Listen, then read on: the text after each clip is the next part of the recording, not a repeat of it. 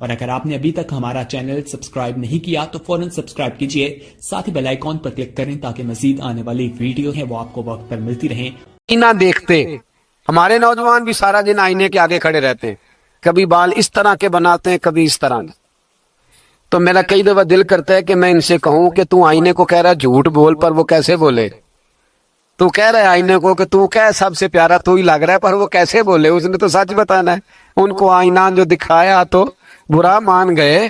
تو میرے عزیز یاد رکھیے گا، نبی پاک صلی اللہ علیہ وسلم بھی آئینہ دیکھتے۔ آئینہ دیکھنا حضور کی سنت ہے۔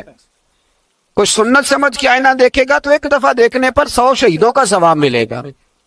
لیکن نبی پاک صلی اللہ علیہ وسلم آئینہ دیکھتے کیا کہتے؟ اللہم انت حسنت خلقی فحسن خلقی۔ یا اللہ، یہ دیکھیں حضور نے ہمیں سکھایا ہے، یا اللہ جس طرح تو نے میری صورت اچھی بنائی ہے میری سیرت بھی اچھی بنا دے۔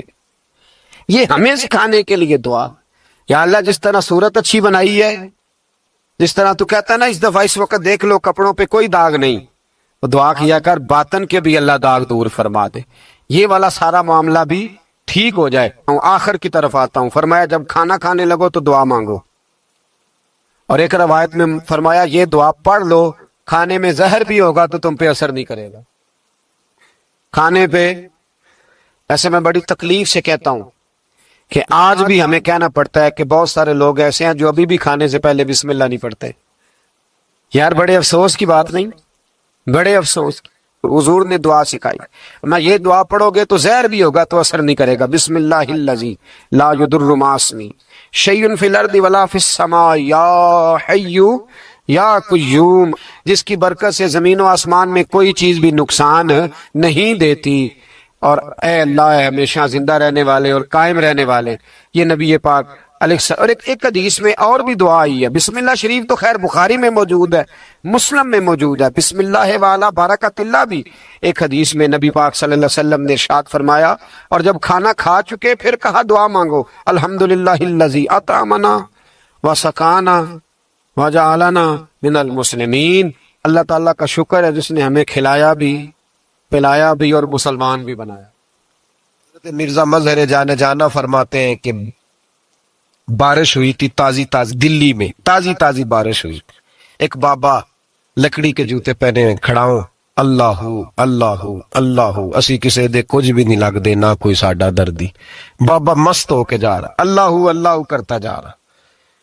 ایک طوائف اپنے کوٹھے سے اتر کے تو سیڑھیوں پہ بیٹھی تھی، ساتھ اس کا یار بھی بیٹھا تھا۔ بابا اپنی مستی میں جا رہا، تو بابا جی کے پیروں سے کچھ مٹی اڑی تو اس عورت کے کپڑوں پہ پڑ گئی، پرواہ نہیں، بزرگ گزر رہے، وہ یار اس کا دوڑا ہوا آیا، اس نے آ کے تھپڑ مارا، کا خیال نہیں سارے اس کے کپڑے آلودہ کر دیے، تو کدھر تیرا دماغ نہیں ٹھیک؟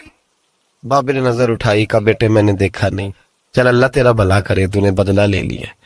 بابا جی چپ کر کے وَإِذَا خَاطَبَهُمُ الْجَاهِلُونَ قَالُوا السَّلَامَ، چپ کر کے گزر گئے۔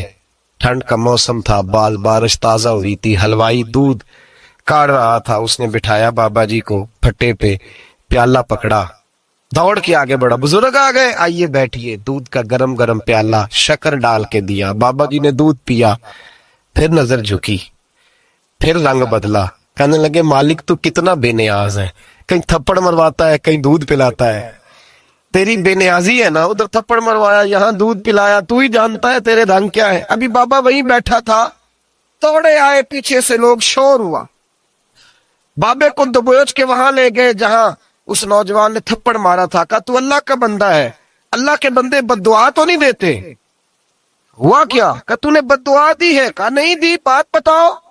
کہنے لگے اس نے تجھے تھپڑ مارا ہے، چھت پہ چڑھا ہے، پیر پھسلا ہے، گردن کے بل گرا ہے، منکا ٹوٹ گیا، مر گیا ہے، تو نے بد دعا دی ہے۔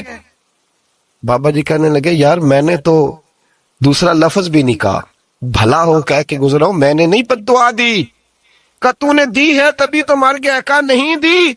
کہا بابا تو بزرگ آدمی ہے، سچ بول۔ تو بابا جی کہنے لگے سچ سنو، پھر میں آ رہا تھا، میرے پیروں سے مٹی اڑی، اس کے یار کے کپڑوں پہ پڑی، اسے برا لگا، اس نے مجھے مارا، جب اس نے مجھے مارا تو میں کوئی لاوارث تو نہیں تھا، جب اس نے مجھے مارا تو میں کوئی لاوارث تو نہیں تھا، مجھے دشمنوں نہ چھیڑو، میرا ہے کوئی جہاں میں ابھی پکار لوں گا، نہیں دور ہے مدینہ، اس نے مجھے مارا تو میں کوئی لاوارث تھا۔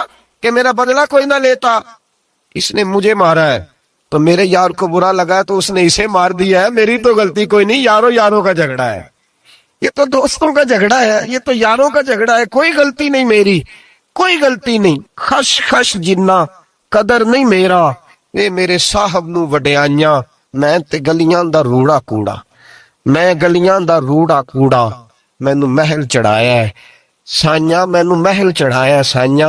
فرمایا اس نے مجھے لاوارث سمجھا تھا کہ تھپڑ مار کے گزر جائے, میرا کو پوچھے گا ہی نہیں. میرے رسول پاک علیہ السلام کے بارے میں رب فرماتا ہے, ابھی میں تو تیرے ہوتے ہوئے کافر کو سزا نہیں دیتا کہ تو موجود ہے. یاد رکھیں, حضرت فضیل بن عیاض فرماتے ہیں ایک جوان تھا, مسجد میں آیا, لوگوں سے کہنے لگا روٹی کھلاؤ, کسی نے توجہ نہ کی. اس نے کہا میں رب رب بتانے والا ہوں, میری طرف دیکھو تو صحیح. کسی شخص نے خیال ہی نہ کیا. پھر اس نے کہا یار تھوڑا سوچو.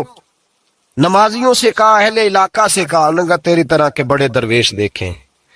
مسجد کے محراب میں وہ رب کریم کا بندہ انتقال کر گیا.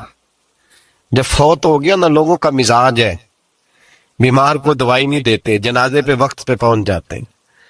جب کوئی گر رہا ہوتا ہے تو سہارا کوئی نہیں دیتا, جب کوئی گر جاتا ہے, ٹانگ ٹوٹ جاتی ہے تو تیمارداری کو زمانہ پہنچ جاتا ہے. اور بزرگ وہ نوجوان اللہ کا نیک بندہ مسجد کے محراب میں فوت ہو گیا. حضرت فضیل ابن عیاض کہتے ہیں امام صاحب نے اعلان کیا چندہ دو, کوئی لاوارث فوت ہو گیا, کفن دینا. چندہ کٹھا ہوا, کفن خریدا, جنازہ پڑا, عشاء کے بعد دفن کر کے آئے.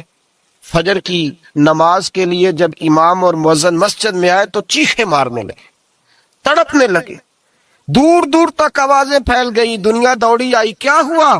کہنے لگے وہ جو تم نے کفن پہنایا تھا وہ یہاں پڑا ہوا ہے, اور دیکھو کفن پہ تحریر لکھی ہے. تحریر کیا ہے؟ عرش کے مالک نے فرمایا میرے دوست نے روٹی مانگی, تم نے دی نہیں. اس نے تمہیں میرے قریب کرنے کے لیے اپنی طرف توجہ کرائی, تم نے کی نہیں. اور میرا یار تمہارے کفن کا محتاج تھا, سنبھال کے رکھو اپنا کفن, میں نے اسے جنت کا لباس عطا فرما دیا, سنبھال کے رکھو. یہ کوئی لاوارثوں کا ٹولہ ہے؟ یاد رکھیں جو وارث والے ہیں, وارث والے ان کا رنگ اور ہے, جو ماننے والے ہیں ان کا مزاج اور ہے. اپنی زندگی لاوارثوں کی طرح نہیں.